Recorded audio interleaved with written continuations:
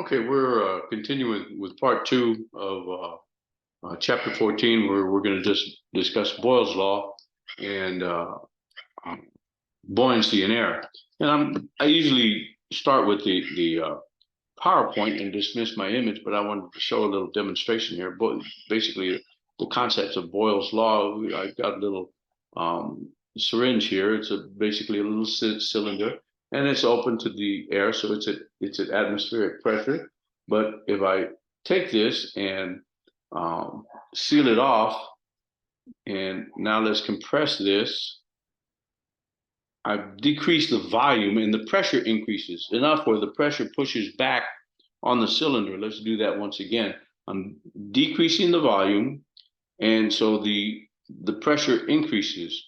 I mean, the pressure increases enough to push back on the cylinder. As I let go of it, I could feel a little burst of air. See, if I just push it without covering the little hole, it doesn't change. It doesn't push back. All I've done is change the volume, but because it was open on the end, all the air came out. But if I push it and hold it, you can see that it pushes back because I've increased the pressure. Decreasing the volume increases the pressure, and that's the basis of Boyle's law. We're going to discuss that. And let me dismiss my image, and I went too far. If the temperature is held constant, and that's key. If the temperature is held constant, the pressure and the volume of gas enclosed in the space are inversely proportional. If you increase the pressure, the volume will decrease by the same factor. The pressure is doubled, the volume will halve. So the decrease the volume, the pressure increases. Expand the volume, the pressure decreases. So PV initial equals PV final. So a large pressure and a small volume is equal to a small pressure and a large volume. Let's say you expand the piston, the pressure is going to go down. So the product of pressure and volume of a given mass of gas will remain the same if temperature does not change. Okay, the piston in an airtight pump is withdrawn so that the volume of the air chamber is tripled. It expands by 3 times while the temperature is held constant. What is the change in pressure? Well, if the piston goes up, the volume goes up, the pressure has to go down.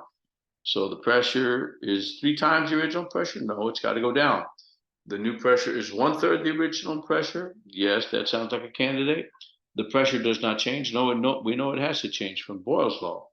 And there's not enough information to figure this out. There is enough information, and it's B. The new pressure is 1/3 the original pressure. Since pressure and volume are inversely proportional at constant temperature, it follows that multiplying the volume by 3 results in the pressure being divided by 3. Okay, and that's it for Boyle's law.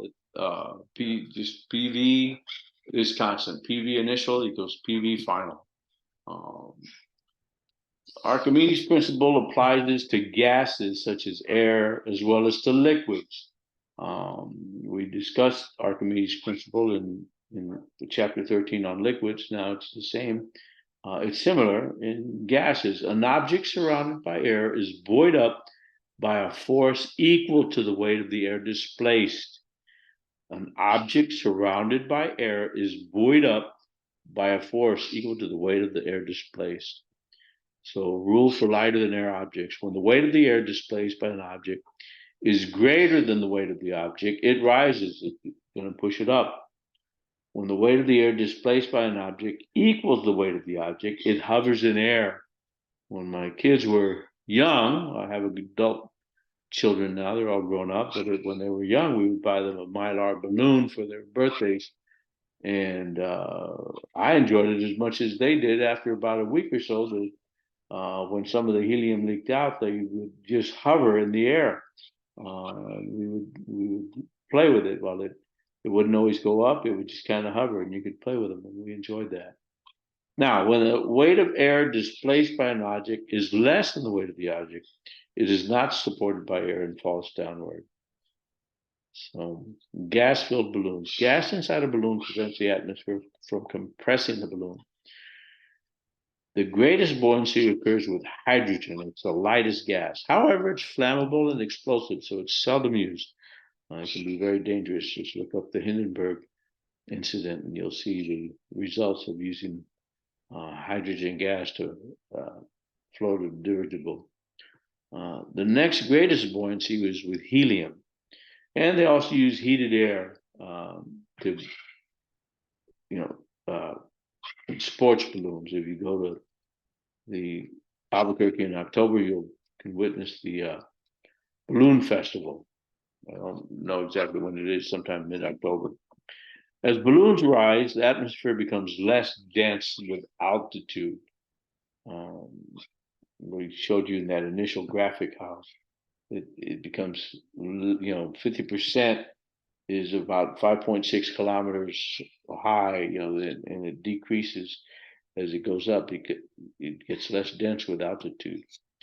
Okay, gas-filled balloon will continue to rise until the weight of displaced air equals the total weight of the balloon. The buoyant force on the balloon balances its weight, so it hovers at steady altitude.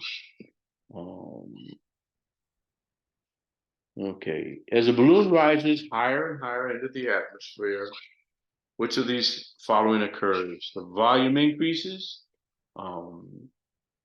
I'm sorry, I read that wrong. The volume decreases. Well, we know the opposite is true. As it goes further and further up, the volume actually increases.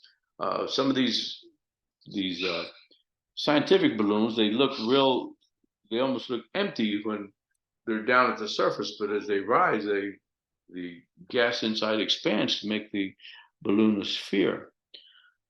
The density increases. Well, no, we know that if you have a certain mass and the volume increases, then its density actually decreases.